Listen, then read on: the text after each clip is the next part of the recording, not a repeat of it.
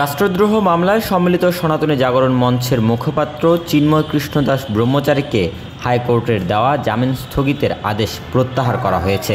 আগামী রবিবার এ বিষয়ে পুনরায় শুনানির জন্য দিন ধার্য করেছেন আপিল বিভাগের চেম্বার আদালত। বুধবার সন্ধ্যায় চেম্বার আদালতের বিচারপতি মোহাম্মদ রেজাউল হক এ আদেশ দেন।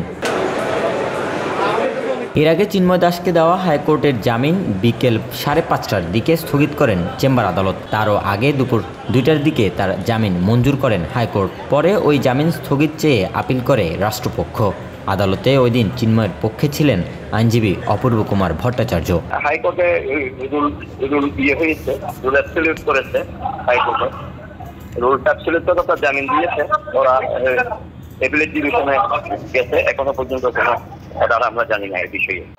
এর আগে গত বছরের 31 অক্টোবর নগরের চাঁদগাঁও মোহরা ওয়ার্ড বিএনপির সাধারণ সম্পাদক ফিরোজ খান বাদী হয়ে কোতোয়ালি থানায় চিন্ময় কৃষ্ণ দাস সহ 19 জনের বিরুদ্ধে রাষ্ট্রদ্রোহের অভিযোগে একটি মামলা করেন। যদিও পরে ফিরোজ খানকে বিএনপি থেকে অব্যাহতি দেওয়া হয়। এই মামলায় চিন্ময় কৃষ্ণ সহ কয়েকজনকে গ্রেপ্তার করা হয়।